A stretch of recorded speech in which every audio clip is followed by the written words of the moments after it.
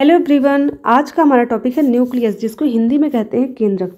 ये टॉपिक बहुत ज़्यादा इंपॉर्टेंट है क्योंकि इसके इतने सारे फंक्शन हैं। और सबसे मेन चीज़ ये जानिएगा, एक कोशिका जो होती है उसकी मोस्टली चीज़ों को कंट्रोल करने का काम कौन करता है? केंद्रक करता है। ठीक है, जैसे इस पूरे भारत को कंट्रोल करने का काम किसके पास है? वो प्रधानमंत्री जी के पास। ठीक है, जो हमारे भारत के पीएम हैं वो करते हैं भारत को पूरे हर एक तरह से हर एक फंक्शन को वो कंट्रोल करते हैं। सेम उसी तरह एक कोशिका का जो भी फंक्शन है उसको कंट्रोल करने का काम कौन करता है? न्यूक्लियस करता है। ठीक है, न्यूक्लियस का भी वही रोल है जो भारत में प्रधानमंत्री का होता है। ठीक है, ये चीज़ ध्यान रखिएगा। तो चलिए देखते हैं इसका पहला पॉइंट क्या है। पहला पॉइंट है nucleus is discovered by Robert brown. Robert brown ने 1833 में न्यूक्लियस यानी केंद्रक की खोज की थी। वो भी किसमें की थी? ऑर्किड सेल में की थी। ठीक है, तो पहला क्वेश्चन तो यही आता है कि न्यूक्लियस की खोज किसने की थी? याद रखिएगा, रॉबर्ट ब्राउन ने। रॉबर्ट हुक मत लगाइएगा क्वेश्चन। ठीक है, रॉबर्ट हुक जो थे उन्होंने की थी कोशिका की खोज। किसकी खोज की थी? कोशिका यानी कि सेल की खोज की थी। कब की थी? 1665 में की थी। ये चीज़ भी ध्यान रखिएगा। ठीक है, ये हो गया। फिर देखते हैं next point, new nucleus form from the pre existing nucleus. जैसे कोशिका होती है पहले से मौजूद कोशिका से बनती है, सेम वैसे ही न्यूक्लियस जो होता है पहले से मौजूद न्यूक्लियस से ही इनका क्या हो जाता है? फॉर्मेशन हो जाता है। ठीक है, next point, nucleus is made up of protein 70%, phospholipid 5%, DNA 10% and RNA 2 to 3%। यानी न्यूक्लियस जो होता है उसमें अगर देखा जाए मैक्सिमम पार्ट किसका है? प्रोटीन का है, जो कि लगभग 70% पाया जाता है। फॉस्फोलिपिड यानी कि जो लिपिड होता है वो लगभग 5% होता है। डीएनए यानी कि डीऑक्सी राइबो न्यूक्लिक एसिड जो होता है वो 10% होता है। एंड आरएनए यानी कि राइबो न्यूक्लिक एसिड जो होता है वो 2 से 3% होता है। ठीक है, ये इतनी कंटेंट मिलकर क्या बनाते हैं? न्यूक्लियस का फॉर्मेशन करते हैं। ठीक, नेक्स्ट पॉइंट है, nucleus is also known as heart of the cell, brain of the cell, genetic house of the cell. यानी कि जो न्यूक्लियस होता है उसको क्या कहते हैं? कोशिका का हृदय भी कहते हैं, कोशिका का मस्तिष्क भी कहते हैं, और जेनेटिक हाउस का मतलब होता है जेनेटिक घर। ठीक है, कोशिका का जेनेटिक घर भी कहते हैं। ठीक है, जेनेटिक का मतलब होता है अनुवांशिक, यानी कि अनुवांशिक घर ऑफ कोशिका। ठीक है, ये चीज़ ध्यान रखिएगा। तो आपको पता ही हो हार्ट का मेन काम क्या होता है? ब्लड को पंप करना। ब्रेन पूरी बॉडी को हर एक चीज़ को कंट्रोल करता है ना, तो वही चीज़ हमारा न्यूक्लियस भी करता है। सेल के हर एक फंक्शन को कंट्रोल करने के काम कौन करता है? न्यूक्लियस करता है। ठीक है, चलिए फिर नेक्स्ट पॉइंट देखते हैं, nucleus is the controlling body of the cell. यानी कि न्यूक्लियस जो होता है कोशिका का कंट्रोलिंग बॉडी यानी कि नियंत्रक अंग है। क्या है? नियंत्रक अंग है। अभी बात हम लोग कर रहे थे ना कि हर एक चीज़ को ये नियंत्रण में रखता है। ठीक है, यानी कि कोशिका को नियंत्रण, ये क्वेश्चन आ सकता है कि सेल जो होता है उसके जितने भी ऑर्गेनेल्स है या जो फंक्शन उसके अंदर होते हैं उसको कंट्रोल करने का काम किसके पास है? तो याद रखिएगा, न्यूक्लियस के पास होता है। ठीक है, जिसको इंग्लिश हिंदी में कहते हैं केंद्रक। इसका साइज़ कितना होता है? तो 5 माइक्रोन मीटर से लेकर के 30 माइक्रोमीटर होता है। ठीक है, इसका शेप कैसा होता है? न्यूक्लियस का शेप जो होता है ओवल या सर्कुलर शेप होता है, यानी कि अंडाकार होता है या गोलाकार होता है। ठीक है, अब मैं बात करूँगी इसके स्ट्रक्चर की। नेक्स्ट पॉइंट क्या आता है? स्ट्रक्चर सबसे मेन यही है क्योंकि इसमें आपको पढ़ना पड़ेगा स्ट्रक्चर के बारे में, स्ट्रक्चर ऑफ न्यूक्लियस। तो पहले मैं आपको डायग्राम से समझा देती हूँ, फिर मैं थ्योरी पर आती हूँ। ये देखिए डायग्राम दिख रहा होगा आपको, ये पूरा का पूरा न्यूक्लियस है। ठीक है, याद रखिएगा कोशिका नहीं, ये न्यूक्लियस है पूरा का पूरा। ठीक, अगर इसका सेक्शन कटिंग करके देखेंगे तो ये अंदर स्ट्रक्चर इस टाइप का कुछ दिखाई देगा। ऊपर से ऐसा दिखाई देता है पूरा का पूरा न्यूक्लियस, और अंदर कुछ इस तरह का भाग दिखाई देगा। ठीक, ये जो बीच में आपको दिख रहा पार्ट, ये ठोस वाला पार्ट, ये होता है न्यूक्लियोलस। क्या होता है? न्यूक्लियोलस होता है, जो कि हम पहले भी इसके बारे में जान चुके हैं। ये क्या करता है? राइबोसोम का फॉर्मेशन करता है, यानी कि इसको क्या कहते हैं? राइबोसोम की फैक्ट्री कहते हैं। ठीक है, ये चीज़ हो गया। फिर आपको यहाँ पर ये थ्रेड लाइक स्ट्रक्चर दिखने को ढेर सारे ना, ये होते हैं क्रोमेटिन। क्या होते हैं? क्रोमेटिन होते हैं। ठीक है, जो कि सेल डिवीजन के दौरान क्या बनाता है? क्रोमोसोम में चेंज हो जाता है। ठीक है, फिर आता है न्यूक्लियोप्लाज्म। न्यूक्लियोप्लाज्म का मतलब होता है जैसे साइटोप्लाज्म, कोशिका के अंदर जो फ्लूइड होता है उसको कहते हैं साइटोप्लाज्म, और न्यूक्लियस के अंदर जो फ्लूइड भरा होता है, तरल पदार्थ भरा होता है, उसको बोलते हैं न्यूक्लियोप्लाज्म। ठीक है, फिर आता है न्यूक्लियर लेमाइना। ठीक है, ये जो आपको अंदर लेयर दिख रही है ये होता है न्यूक्लियर लेमाइना होता है। ठीक है, इनर लेयर जो होती है। ये देखिए 2 मेम्ब्रेन आपको दिख रही होंगी ये न्यूक्लियस के बाहर, एक अंदर की मेम्ब्रेन है, ये बाहर की। ठीक है, जो न्यूक्लियस होता है वो डबल लेयर यानी कि डबल लेयर मेम्ब्रेन से कवर्ड होता है। बाहर की जो होती है वो क्या होती है? वो होती है आउटर न्यूक्लियर मेम्ब्रेन, अंदर की होती है इनर न्यूक्लियर मेम्ब्रेन। ठीक है, ये चीज़ ध्यान रखिएगा। और न्यूक्लियर मेम्ब्रेन को ये बोलते हैं न्यूक्लियर एनवलप। ठीक है, यानी कि न्यूक्लियर की जो मेम्ब्रेन होती है एक आउटर एक इनर, उसी को बोलते हैं न्यूक्लियर एनवलप। ठीक है, एनवलप मतलब क्या होता है? चारों तरफ से घेरा हुआ। ठीक है, ये होता है न्यूक्लियर पोर। बीच बीच में क्या होते हैं? न्यूक्लियर मेम्ब्रेन के बीच बीच में क्या होते हैं? पोर बने होते हैं कुछ। उस पोर का मेन काम होता है कि साइटोप्लाज्म के अंदर जो फ्लूइड भरा होता है उस फ्लूइड को न्यूक्लियस में जाने से रोके और न्यूक्लियस के अंदर के फ्लूइड को बाहर साइटोप्लाज्म में आने से रोकता है, ठीक है। लेकिन कुछ मैक्रोमोलिक्यूल्स को क्या करता है, ये ट्रांसपोर्ट होने देता है। जिसकी ज़रूरत होती है न्यूक्लियस के अंदर उसको न्यूक्लियस के अंदर जाने देगा, और जिसकी ज़रूरत होगी साइटोप्लाज्म में उसको न्यूक्लियस से साइटोप्लाज्म में जाने देगा। ये न्यूक्लियर पोर, ठीक है। तो ये हमने इसके स्ट्रक्चर के बारे में देख लिया। अब देखो थोड़ा सा स्ट्रक्चर जो आपको ये साइड में दिख रहा है ना, ये होता है एंडोप्लाज्मिक रेटिकुलम, जो कि हम पहले बात कर चुके हैं ना कि न्यूक्लियर मेम्ब्रेन के जस्ट बाहर जो होता है उसकी किसकी ओरिजिन होती है, एंडोप्लाज्मिक रेटिकुलम की होती है, जिसके ऊपर क्या पाया जाता है, राइबोसोम। जो न्यूक्लियोलस के अंदर राइबोसोम बनता है वो न्यूक्लियर पोर के थ्रू क्या आ जाता है, बाहर आ जाता है और इस एंडोप्लाज्मिक रेटिकुलम पर आकर के लग जाता है और यहीं पर प्रोटीन सिंथेसिस का काम स्टार्ट कर देता है, ठीक है। चलिए एक स्ट्रक्चर ये देखो, एक डायग्राम मैं आपको सिंपल दिखा देती हूँ न्यूक्लियस का, जो अभी तक हम पढ़ते आ रहे हैं छोटी क्लासेस में। तो ये आपको दिख रहा होगा, ये सिंपल सा है जो कि आपको पूरा का पूरा सेक्शन कटिंग करने के बाद दिख रहा है साफ साफ। ये बीच में आपको एक सॉलिड पार्टिकल होता है, ठोस स्ट्रक्चर होता है, जिसके ऊपर लेयर नहीं होती। याद रखिएगा इसके ऊपर कोई भी मेम्ब्रेन नहीं होती, मेम्ब्रेन लेस होता है, जिसको कहते हैं न्यूक्लियोलस, ठीक है। यही है राइबोसोम बनाने की फैक्ट्री, ठीक है। इसको राइबोसोम की फैक्ट्री भी कहते हैं क्योंकि न्यूक्लियोलस में क्या होता है, राइबोसोम का फॉर्मेशन होता है। ये आरएनए का स्टोरेज भी करता है न्यूक्लियोलस, ध्यान रखिएगा। और सबसे मेन चीज़ क्या होती है, ये मेम्ब्रेन लेस होती है, यानी कि इसके ऊपर कोई भी मेम्ब्रेन नहीं पाई जाती, ठीक है। ये चीज़ ध्यान रखिएगा। और ये थ्रेड लाइक स्ट्रक्चर आपको दिख रहे होंगे, ये सब क्या है, ये सब है क्रोमैटिन। क्या होते हैं, ये सब होते हैं क्रोमैटिन, ठीक है। ये चीज़ ध्यान रखिएगा। जो सेल डिवीजन के दौरान क्या बनाता है, क्रोमोसोम में चेंज होता है, ठीक है। न्यूक्लियर पोर, ये बीच में आपको दिख रहे होंगे पोर, जो ये आउटर मेम्ब्रेन है और ये होती है इनर मेम्ब्रेन, ठीक है। ये आउटर न्यूक्लियर मेम्ब्रेन है, ये इनर न्यूक्लियर मेम्ब्रेन है। बीच में आपको ये पोर दिख रहे हैं, इसी को बोलते हैं न्यूक्लियर पोर, ठीक है। याद रखिए क्या बोलते हैं, न्यूक्लियर पोर। इससे क्या होता है, न्यूक्लियस के अंदर जितने भी फ्लूइड है वो बाहर साइटोप्लाज्म, ये साइटोप्लाज्म होता है ना इसके, ये तो यहाँ साइटोप्लाज्म में नहीं आने पाएगा। और क्या होता है, साइटोप्लाज्म का फ्लूइड इसके अंदर न्यूक्लियस के अंदर नहीं आ पाएगा। लेकिन कुछ ऐसे भी मॉलिक्यूल्स होते हैं जिसकी ज़रूरत हमारे न्यूक्लियस में पड़ती है तो वो बाहर से यहाँ आ सकते हैं, और जिसकी ज़रूरत बाहर न्यूक्लियस से साइटोप्लाज्म में पड़ती है वो क्या करते हैं, वो यहाँ से बाहर जा सकते हैं, ठीक है। तो एक तरह से देखा जाए तो कैसा होता है, सिलेक्टिवली नेचर का होता है, ठीक है। और ये न्यूक्लियोप्लाज्म क्या होता है, ये इसके अंदर जो फ्लूइड भरा होता है यानी कि तरल पदार्थ जो भरा होता है वो होता है न्यूक्लियोप्लाज्म, ठीक है। हमने पूरा अच्छे से स्ट्रक्चर की बात कर ली। ये देखिए आपको स्ट्रक्चर यहाँ दिख रहा होगा, ये क्या है, ये एंडोप्लाज्मिक रेटिकुलम है। जब राइबोसोम यहाँ बन जाता है तो क्या होता है, वो इस फ्लूइड के द्वारा इस जो ये पोर होता है इसके द्वारा बाहर जाएगा और इस मेम्ब्रेन के थ्रू यहाँ पर एंडोप्लाज्मिक रेटिकुलम के ऊपर आकर के राइबोसोम लग जाता है, ठीक है। उसका प्रोटीन सिंथेसिस करेगा, आगे इसका ट्रांसफर होता रहता है, ठीक। तो चलिए हमने बात कर ली, अब आते थ्योरी पर। अब बात करेंगे स्ट्रक्चर ऑफ न्यूक्लियस। हमने थ्योरी डायग्राम अच्छे से समझ रखा है, बस हमको थ्योरी पढ़नी है, बस उसके फंक्शन, ठीक है। मेन चीज़ें देखनी है जो कि आपको अच्छे से अब समझ में आ जाएगा। The structure of nucleus includes, यानी कि स्ट्रक्चर, इसके स्ट्रक्चर में क्या क्या होते हैं हमने डायग्राम में भी देखा ना। न्यूक्लियर मेम्ब्रेन जिसको कहते हैं न्यूक्लियर एनवेलप भी कहते हैं, क्रोमैटिन जो कि धागेनुमा संरचना देखी थी आप लोगों ने ढेर सारी उसमें पढ़ी थी, न्यूक्लियोप्लाज्म जो फ्लूइड होता है, और न्यूक्लियोलस जो बीच में एक सर्कुलर स्ट्रक्चर था जो कि कैसा था, मेम्ब्रेन लेस था, जो कि राइबोसोम का फॉर्मेशन करता है, ठीक। चारों चीज़ें मैंने पढ़ ली हैं। अब इसके बाद थ्योरी में इसके अच्छे से इसको बारे में जान लेते हैं हम लोग क्या क्या है। पहले बात करेंगे न्यूक्लियर मेम्ब्रेन के बारे में, ठीक है। ये क्या होता है, nucleus is surrounded by double membrane called nuclear membrane, यानी कि जो न्यूक्लियस होता है वो दोहरी परत से क्या होता है, ढका कवर्ड होता है। ये न्यूक्लियस है, इसके बाहर क्या होती है, दो लेयर पाई जाती हैं, ठीक है। तो याद रखिएगा न्यूक्लियस जो होता है पूरे सेल में, एक तो माइटोकॉन्ड्रिया, ठीक है, दूसरा क्लोरोप्लास्ट और तीसरा न्यूक्लियस, ये तीन ऑर्गेनेल्स ऐसे होते हैं जिनके बाहर डबल मेम्ब्रेन होती है। याद रखिएगा, बस ये तीन मेम्ब्रेन है, ये स्टार्टिंग में मैं बता चुकी वीडियो में, उस चीज़ को ध्यान में रखिएगा, ठीक है। तो न्यूक्लियस के बाहर भी दो मेम्ब्रेन होती है जिसको बोलते हैं न्यूक्लियर मेम्ब्रेन, आउटर वाले को आउटर न्यूक्लियर मेम्ब्रेन, अंदर वाले को इनर न्यूक्लियर मेम्ब्रेन, ठीक है, याद रखिएगा। अब इन दोनों मेम्ब्रेन के बीच में क्या होता है, खाली स्पेस होता है, ठीक है, याद रखिएगा। Between outer and inner nuclear membrane a intermembranous space is present called perinuclear space, यानी कि आउटर मेम्ब्रेन और इनर मेम्ब्रेन के बीच में जो स्पेस होता है उसको बोलते हैं पेरी न्यूक्लियर स्पेस कहते हैं, ठीक है। नेक्स्ट पॉइंट देखते हैं, nuclear membrane is also called the nuclear envelope, यानी कि न्यूक्लियर मेम्ब्रेन को ही न्यूक्लियर एनवलप कहते हैं। सपोज पेपर में क्वेश्चन आ जाता है कि ये जो न्यूक्लियर एनवलप होता है ये क्या होता है, तो आपको याद रखना है कि न्यूक्लियर मेम्ब्रेन को ही न्यूक्लियर एनवलप कहते हैं। तो याद रखिएगा ये क्या होता है, एक ये न्यूक्लियस को कवर किए होता है, ठीक है, यानी कि लेयर होती है ये। The outer layer of the membrane is combined with the endoplasmic reticulum, यानी कि जो बाहर की लेयर होती है, हमने देखा था ना डायग्राम ऐसे था, तो बाहर की लेयर से तुरंत क्या ओरिजिन हो रही थी, तुरंत ही बनना था एंडोप्लाज्मिक रेटिकुलम, ऐसे स्ट्रक्चर बना हुआ था ना।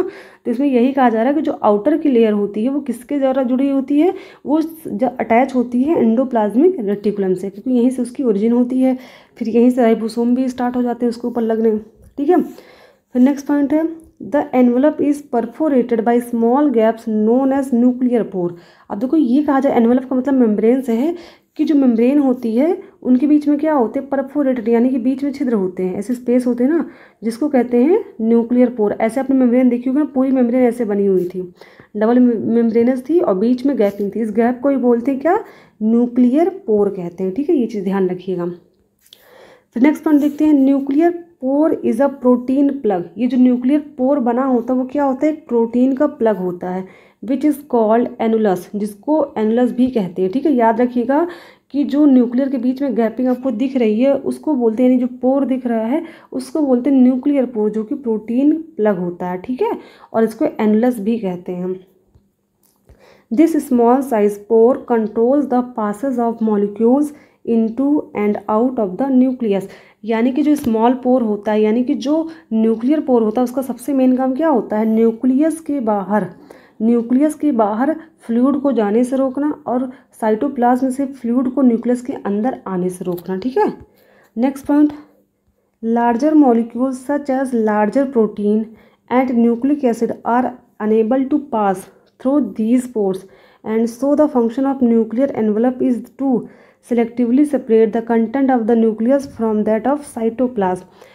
यानी कि इसमें ये कहा जा रहा है जो लार्जर मॉलिक्यूल होते हैं, लार्जर मॉलिक्यूल का मतलब यहाँ पर है लार्ज प्रोटीन से, यानी कि जो न्यूक्लियस के अंदर प्रोटीन होती है, जो न्यूक्लिक एसिड होता है, न्यूक्लिक एसिड का मतलब यहाँ पर है डीएनए से और किससे है, और है आरएनए से, यानी कि deoxy ribo nucleic acid and ribo nucleic acid से है, ठीक है। तो ये दोनों किसके अंदर होते हैं, न्यूक्लियस के अंदर होते हैं, हमने ये बात कर रखी है, ठीक है। इसके अलावा डीएनए कहाँ पाया जाता है, माइटोकॉन्ड्रिया में, साइट और क्लोरोप्लास्ट में, ठीक है, लेकिन साइटोप्लाज्म के अंदर नहीं पाया जाता। तो इसमें यही कहा जा रहा है कि जो न्यूक्लियर पोर होता है वो न्यूक्लियस के अंदर जो लार्ज मॉलिक्यूल होते हैं और जो लार्जर प्रोटीन होते हैं, न्यूक्लिक एसिड होते हैं, उनको भी पोर से बाहर नहीं जाने देता, अनेबल टू पास, यानी कि उसको पास नहीं होने देता, ठीक है। इसलिए इसका नेचर कैसा होता है, सिलेक्टिवली सेपरेट नेचर का। सिलेक्टिवली यानी कि सेलेक्टिवली का मतलब क्या होता है, चयनात्मक नेचर होता है, ठीक है, यानी कुछ ही चीज़ों को बस अंदर बाहर जाने देता, सबको नहीं, ठीक है। फिर नेक्स्ट पॉइंट आता है क्रोमैटिन। दूसरा स्ट्रक्चर क्रोमैटिन का जो कि हमने देखा उसमें धागेनुमा संरचना पाई जाती थी। Chromosomes are present in the form of string of DNA and histone protein molecules called chromatin. यानी जो क्रोमोसोम होता है जिसको हिंदी में गुणसूत्र कहते हैं, आपने पढ़ा होगा गुणसूत्र। हम लोगों में मनुष्य में कितने होते हैं, 46 होते हैं, यानी कि 23 पेयर में पाए जाते हैं ना, तो 46 होते हैं क्रोमोसोम। यही क्या होता है, अनुवांशिक पदार्थ है ना ये क्रोमोसोम। तो जो क्रोमोसोम होता है वो न्यूक्लियस के अंदर किसके फॉर्म में होता है, क्रोमैटिन के फॉर्म में पाया जाता है, ठीक है। यहाँ पे कहा जा रहा है chromosomes are present in the form of string of DNA, यानी कि डीएनए के स्ट्रिंग के फॉर्म में और हिस्टोन प्रोटीन के फॉर्म में, यानी कि डीएनए और हिस्टोन प्रोटीन मिलते हैं तो किसका फॉर्मेशन होता है, क्रोमैटिन का, यानी कि क्रोमोसोम का, ठीक है। ये चीज़ ध्यान रखिएगा। Next point chromatin term given by Flemming, यानी जो क्रोमैटिन शब्द था किसने दिया था, फ्लेमिंग ने दिया था, ठीक। Chromatin is discovered by Strasburger. देखिए जो क्रोमैटिन शब्द है वो तो फ्लेमिंग ने दिया, लेकिन इसकी खोज की थी स्ट्रॉसबर्गर ने 1875 में। देखिए ईयर कभी भी याद करने की आपको ज़रूरत नहीं है, बस न्यूक्लियस का और सेल का जो ईयर है वो अपने दिमाग में रखिएगा, बाकी ज़रूरत नहीं है, ठीक है। क्रोमैटिन इज ऑफ, ये देखो ऑफ की जगह पी लिख गया है, ऑफ टू टाइप। जो क्रोमैटिन होता है ये भी दो तरह का होता है, you chromatin and heterochromatin. You का मतलब होता है ट्रू।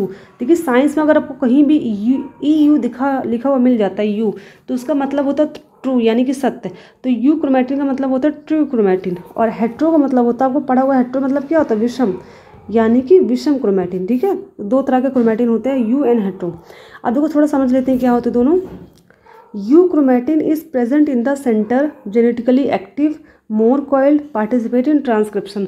यानी कि जो यू क्रोमैटिन होता है, यानी कि जो सत्य क्रोमैटिन होता है वो कहाँ पाया जाता है, सेंटर में पाया जाता है, ठीक है। और ये जेनेटिकली यानी कि आनुवांशिक रूप से एक्टिव होता है, यानी कि सक्रिय होता है, और ये बहुत ज़्यादा कॉइल्ड होता है, यानी कि बहुत ज़्यादा घुमावदार होता है, ठीक है। और ये ट्रांसक्रिप्शन में भी क्या करता है, पार्टिसिपेट करता है। ट्रांसक्रिप्शन का मतलब यहाँ पर है प्रोटीन के फॉर्मेशन से, ठीक है, याद रखिएगा ये चीज़। फिर नेक्स्ट पॉइंट क्या आता है, heterochromatin is present in peripheral side. Peripheral का मतलब होता है किनारे की तरफ, जैसे ये सेंटर है तो ये हो जाएगा आपका सेंटर वाला पार्ट, और ये किनारे की तरफ क्या हो जाएगा, पेरीफेरल साइड। सेंटर में यूक्रोमैटिन होता है और पेरीफेरल साइड में क्या होता है, हेट्रोक्रोमैटिन होता है। उसका जस्ट उल्टा आप कर लीजिए हर चीज़। जेनेटिकली ये इनएक्टिव होता है, यानी कि आनुवांशिक रूप से ये निष्क्रिय होता है, कम कॉइल्ड होता है, नॉट पार्टिसिपेट इन ट्रांसक्रिप्शन, और ये ट्रांसक्रिप्शन की प्रोसेस में पार्टिसिपेट नहीं करता, ठीक है। यानी कि जो डीएनए का डुप्लीकेशन होता है उसमें पार्टिसिपेट नहीं करता, ध्यान रखिएगा। डीएनए का डुप्लीकेशन होगा, फिर एमआरएनए बनेगा, फिर क्या बनेगा, फिर प्रोटीन बनेगा, ऐसे सब होती प्रोसेस ना, तो ये सब में क्या पार्टिसिपेट नहीं करता है हेट्रोक्रोमैटिन, ठीक है। फिर नेक्स्ट पॉइंट देखते हैं, at the end time of cell division the chromatin threads isolated from one another become thicker और massive and smaller and now termed as chromosome. देखो जब सेल डिवीज़न का एंड टाइम आता है, यानी कि जब कोशिका विभाजन होती है, तो उसके अंतिम समय में क्या होता है, जो क्रोमैटिन थ्रेड होते हैं वो क्या हो जाता है, आइसोलेट, यानी कि अलग हो जाते हैं।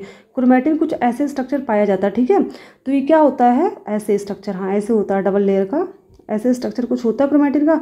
ये क्या हो जाती है, लेयर खुलने लगती है, ठीक है। और कैसा चेंज हो जाता है, थिकर, थिकर का मतलब होता है मोटा, और स्मॉलर साइज में हो जाता है, ठीक है, जिसको बाद में कहते हैं क्रोमोसोम कहते हैं, गुणसूत्र कहते हैं, ठीक है। तो याद रखिए क्रोमैटिन जो न्यूक्लियस के अंदर जो होता है वो क्रोमैटिन होता है, लेकिन जब कोशिका का विभाजन होने लगता है तो वो क्रोमोसोम में चेंज हो जाता है, ठीक है, ये चीज़ ध्यान रखिएगा। तो क्रोमैटिन ही जो होता है वो क्रोमोसोम का ही पार्ट है। तो याद रखिएगा दोनों एक ही चीज़ें होती हैं, बस क्रोमैटिन जो होता है वो ऐसे कॉइल्ड स्ट्रक्चर में पाया जाता है, क्रोमोसोम जो होता है ये कॉइल्ड स्ट्रक्चर क्या हो जाता है, जब आइसोलेट यानी कि थ्रेड दोनों अलग हो जाते हैं तब ये बनता है क्रोमोसोम। 2 पॉइंट हमने समझ लिए, अब बात करते हैं तीसरे पॉइंट की। तीसरा है न्यूक्लियोप्लाज्म, ठीक है। न्यूक्लियो मतलब होता है न्यूक्लियस, प्लाज्म मतलब होता है फ्लूइड, याद रखिएगा। तो न्यूक्लियस के अंदर जो फ्लूइड होता है, यानी कि जो तरल पदार्थ पाया जाता है उसको बोलते हैं न्यूक्लियोप्लाज्म, ठीक है। अब आगे बात करते हैं, nucleoplasm is a fluid contains primarily water, dissolve ions and a complex mixture of molecules. यानी कि जो न्यूक्लियोप्लाज्म होता है एक क्या होता है, एक फ्लूइड होता है, यानी कि एक तरल पदार्थ होता है, गाढ़ा पदार्थ होता है, जिसमें क्या पाया जाता है, जिसमें सबसे ज़्यादा पानी की मात्रा होती है, डिजॉल्व आयंस यानी कि घुलनशील आयंस पाए जाते हैं, कॉम्प्लेक्स मिक्सचर यानी कि कॉम्प्लेक्स मतलब होता है जटिल, जटिल मिश्रण भी इसमें पाए जाते हैं मॉलिक्यूल्स के, ठीक है।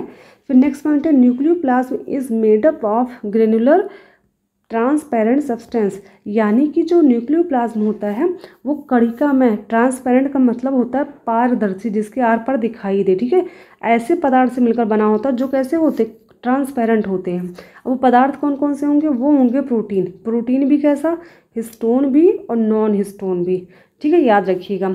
मिनरल्स कौन कौन से mineral, calcium and magnesium. Enzymes कौन कौन से, डीएनए पॉलीमरेज और आरएनए पॉलीमरेज, ठीक है। अब डीएनए पॉलीमरेज, आरएनए पॉलीमरेज, इनके फंक्शन के बारे में जब हम जेनेटिक टॉपिक पढ़ेंगे तो मैं वहाँ पर ये हर एक चीज़ और सेल डिवीजन के दौरान हिस्टोन नॉन हिस्टोन सब कुछ अच्छे से डिफाइन करूँगी, ठीक है। अगर हर चीज़ बताने लगूँगी वीडियो बहुत लंबी हो जाएगी, ठीक है। फिर नेक्स्ट देखते हैं point, nucleoplasm term was given by Strasbourg.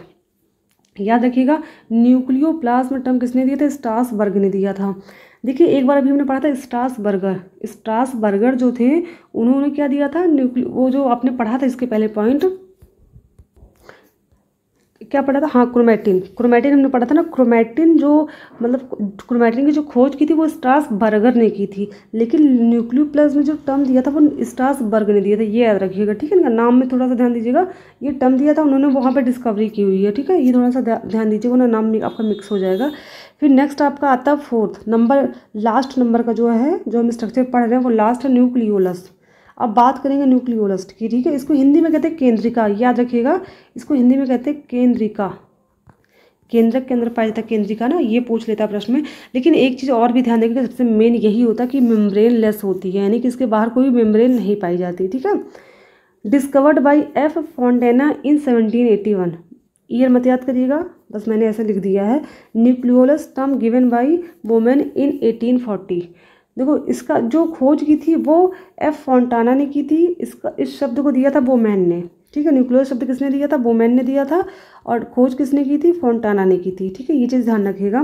Next point है, the nucleolus is a solid spherical shape structure found inside the nucleus. जो न्यूक्लियोलस होता है वो कैसा होता है, सॉलिड होता है, यानी कि ठोस होता है, ठीक, पहली चीज़। दूसरी बात, ये स्फेरिकल, स्फेरिकल का मतलब होता है गोलाकार होता है, ठीक। स्ट्रक्चर होता है जो कि न्यूक्लियस यानी केंद्रक के अंदर पाया जाता है, ठीक। और सबसे मेन चीज़ क्या है, न्यूक्लियोलस इज मेम्ब्रेनलेस। ये कैसी होती है, मेम्ब्रेनलेस होती है। Nucleolus is also called factory of ribosome. अब इसको राइबोसोम की फैक्ट्री कहते हैं, क्यों कहते हैं, मैं बहुत बार इसको बता चुकी हूँ, आपको पता चल ही गया होगा कि न्यूक्लियोलस को फैक्ट्री इसलिए कहते हैं क्योंकि ये न्यूक्लियस राइबोसोम का क्या करता है, फॉर्मेशन करता है, ठीक है, फॉर्मेशन करता है, sorry. Next point, it is a store house of, देखो इसमें गैपिंग करना भूल गए, स्टोर हाउस ऑफ आरएनए। इसको आरएनए का स्टोर हाउस भी कहते हैं। क्यों कहते हैं, क्योंकि न्यूक्लियोलस के अंदर जो होता है वो आरएनए का स्टोर होता है, ठीक है, वहाँ पर स्टोर रहता है। वन और मोर न्यूक्लियोलस में भी present with in a nucleus, यानी कि एक न्यूक्लियस के अंदर एक या एक से अधिक संख्या में न्यूक्लियोलस प्रेजेंट हो सकते हैं, ठीक है। लेकिन जो प्याज होता है, प्याज यानी कि अनियन जो होता है, उसके न्यूक्लियस के अंदर जो होते हैं वो 4 न्यूक्लियोलस पाए जाते हैं, ठीक है। मोस्टली जो होते हैं इनकी संख्या 1 होती है, मतलब किसी भी कोशिका के अगर न्यूक्लियस की बात हम करें तो उसके न्यूक्लियस में 1 ही न्यूक्लियोलस पाए जाएंगे, ठीक है। लेकिन किसी किसी में 1 से ज़्यादा भी हो सकते हैं, जैसे प्याज होता है, प्याज के न्यूक्लियस के अंदर 4 न्यूक्लियोलस पाए जाते हैं, ठीक है, ये चीज़ ध्यान रखिएगा। नेक्स्ट पॉइंट आता है, the nucleolus disappear when a cell undergoes division and reform after the completion of the cell division. यानी कि जब सेल डिवीजन स्टार्ट होती है तो पहले फेज में ही क्या हो जाता है, न्यूक्लियोलस डिसअपियर यानी कि विलुप्त होने लगता है, ठीक है। यानी कि न्यूक्लियोलस, जब न्यूक्लियर मेम्ब्रेन टूटेगी तो धीरे धीरे क्या होगा, न्यूक्लियोलस भी डिसअपियर हो जाएगा, यानी कि गायब होने लगता है, ठीक। और जब सेल डिवीजन की प्रोसेस कंप्लीट हो जाती है, यानी कि नया सेल बन जाता है, फिर से क्या होता है, न्यूक्लियर मेम्ब्रेन बन जाएगी और उसके अंदर न्यूक्लियोलस भी अपीयर हो जाएगा, यानी कि फिर से बन जाता है, ठीक है। जब मैं सेल डिवीजन बताऊंगी तो कैसे होता है इस प्रोसेस को करके अच्छे से दिखाऊंगी। अब आ जाते हैं इसके लास्ट पॉइंट पे, जो कि है फंक्शन, न्यूक्लियस का फंक्शन, ठीक है। पहला फंक्शन क्या है, it controls the hereditary character of the organism of an organism. अब देखो हेरिडिटरी कैरेक्टर का मतलब होता है अनुवांशिक लक्षण, ठीक है। तो न्यूक्लियस जो होता है अनुवांशिक लक्षण को भी कंट्रोल करता है। कैसे करता है, क्रोमैटिन के द्वारा, ठीक है। जब मैं सेल डिवीजन पढ़ाऊंगी तो आपको बताऊंगी क्रोमैटिन का फंक्शन वहाँ पर क्या होता है, ठीक है। क्रोमैटिन क्या होता है, एक अनुवांशिक पदार्थ ही तो है, तो जाहिर सी बात है क्या करता है, ये अनुवांशिक लक्षणों को कंट्रोल करता है, ठीक है। दूसरा पॉइंट आता है, the organelle is also responsible for protein synthesis. यानी कि जो न्यूक्लियस होता है वो प्रोटीन सिंथेसिस के लिए भी रिस्पॉन्सिबल होता है। अब कैसे होता है, हमने पढ़ा ना, न्यूक्लियोलस के अंदर क्या होता है, प्रोटीन बनता है, राइबोसोम, और राइबोसोम क्या करता है, प्रोटीन बनाता है, जाहिर सी बात है। तो ये प्रोटीन सिंथेसिस में भी क्या होगा, रिस्पॉन्सिबल होता है। सेल डिवीजन के लिए भी होता है, क्यों, क्योंकि सेल डिवीजन जो होता है वो यहीं से स्टार्ट होता है, ठीक है। क्योंकि वहाँ पर क्या होते हैं, हिस्टोन प्रोटीन पाया जाता है, डीएनए पाया जाता है, यही सब, और मेन क्रोमैटिन होता है जो कि सेल डिवीजन का सबसे मेन पार्ट होता है, ठीक। फिर आता है ग्रोथ, यानी कि कोशिका की ग्रोथ में भी इसका मेन फंक्शन होता है, और डिफ्रेंसिएशन में भी ये फंक्शन करता है, ठीक है। फिर आता है storage of hereditary material, the gene in the form of long and thin DNA. Storage of hereditary material का मतलब ये हो गया कि जो न्यूक्लियस होता है वो अनुवांशिक पदार्थ का स्टोरेज भी करता है। The gene in the form of long and thin DNA, ठीक है। जीन को किसके फॉर्म में करता है, लॉन्ग और थिन डीएनए, यानी कि लंबे और पतले डीएनए के फॉर्म में, ठीक है। डीएनए का फुल फॉर्म क्या होता है, डीऑक्सी राइबो न्यूक्लिक एसिड, और आरएनए का क्या होता है, राइबो न्यूक्लिक एसिड होता है, ठीक है। रिफर्ड टू एज क्रोमैटिन, ठीक है, यानी क्रोमैटिन के फॉर्म में। क्रोमैटिन किसका बना होता है, डीएनए और हिस्टोन प्रोटीन का बना होता है ना। फिर आता है storage of proteins and RNA, यानी कि प्रोटीन का और आरएनए का भी स्टोरेज करता है। आरएनए का फुल फॉर्म क्या है, ribo nucleic acid in the nucleolus. Nucleolus के अंदर जो कि हम पहले पढ़ चुके हैं ना कि न्यूक्लियोलस क्या होता है, आरएनए का स्टोर हाउस होता है, जाहिर सी बात है स्टोर करेगा उसको। नेक्स्ट पॉइंट है, the nucleolus is a site for transcription in which messenger RNA are produced for protein synthesis। देखो ट्रांसक्रिप्शन में क्या होता है, डीएनए जो होता है वो चेंज होता है, डीएनए पॉलीमरेज की प्रेजेंस में चेंज होता है एमआरएनए में, ठीक है। और उसके बाद एमआरएनए जो होता है वो आरएनए पॉलीमरेज की प्रेजेंस में चेंज हो जाएगा प्रोटीन में, ठीक है। क्या हो जाता है, यानी कि एमआरएनए से क्या बन जाता है, प्रोटीन सिंथेसिस हो जाता है, ठीक है। तो याद रखिएगा न्यूक्लियस के अंदर भी प्रोटीन सिंथेसिस होता है। कैसे होता है मैंने बता दिया आपको, ठीक है। और डिटेल में पढ़ना है, जब जेनेटिक टॉपिक पढ़ाऊंगी तो अच्छे से मैं बता दूंगी, ठीक। फिर नेक्स्ट देखते हैं, during the cell division chromatins are arranged into chromosomes in the nucleus. यानी कि ड्यूरिंग द सेल डिवीजन के दौरान क्या होता है, क्रोमैटिन्स आर अरेंज्ड इनटू क्रोमोसोम, यानी क्रोमैटिन जो होते हैं वो क्रोमोसोम के अंदर क्या होते हैं, न्यूक्लियस में अरेंज्ड होते हैं, ठीक है। क्योंकि पहले क्या होता है, क्रोमैटिन ऐसे होता है ना, डबल लेयर होती है, ऐसे स्ट्रक्चर प्रेजेंट होता है। फिर जब सेल डिवीजन स्टार्ट होता है तो क्या हो जाता है, ये थ्रेड ओपन हो जाते हैं और क्रोमोसोम बनना स्टार्ट हो जाता है, ठीक है। फिर आता है next point, production of ribosomes in the nucleolus, ठीक है। यानी कि जो राइबोसोम होता है उसका प्रोडक्शन यानी कि वो भी कहाँ बनता है, न्यूक्लियोलस के अंदर बनता है। इसको तो बहुत बार हम लोग पढ़ चुके हैं। Next, selective transportation of regulatory factors and energy molecules through nuclear pore. यानी कि न्यूक्लियर पोर के द्वारा क्या होता है, सेलेक्टिव ट्रांसपोर्टेशन यानी कि चयनात्मक चीज़ों का क्या होता है, ट्रांसपोर्टेशन यानी कि परिवहन होता है। जो चीज़ें साइटोप्लाज्म में जानी होती हैं वो साइटोप्लाज्म में भेज दी जाती हैं, और जो साइटोप्लाज्म से लेनी होती है वो उनसे क्या होती है, ले ली जाती हैं, ठीक है। ये न्यूक्लियर पोर का फंक्शन होता है। तो हमने पूरा न्यूक्लियस टॉपिक जो था वो ख़त्म कर लिया है, यानी कि सेल में जितने भी इंपॉर्टेंट टॉपिक थे मैंने सेल टॉपिक पूरा ख़त्म कर लिया, ठीक है। अब साइटोलॉजी का जो लास्ट पॉइंट है वो आपका बचा है सेल डिवीज़न, जो कि बहुत ही ज़्यादा इंपॉर्टेंट है। वो मैं स्टार्ट करूँगी, उसको भी कोशिश करूँगी 2-3 वीडियो में पूरा ख़त्म कर ले जाऊँ, ठीक है। तो अगर आपको इस वीडियो से रिलेटेड कोई भी पॉइंट में आपको डाउट हो, समझ में ना आया, तो आप कमेंट सेक्शन में बता सकते हैं। और अगर आपको कोई भी टॉपिक मुझसे पढ़ना है वो भी आप कमेंट सेक्शन में बता सकते हैं, ठीक है। और अगर कोई भी सुझाव आपको देना है कि मेरी वीडियो में क्या कमी है जो उसको सुधार मैं सकूँ, तो उसको भी आप कमेंट सेक्शन में ज़रूर बताइएगा, मैं उसको ज़रूर सुधारूँगी, ठीक है। थैंक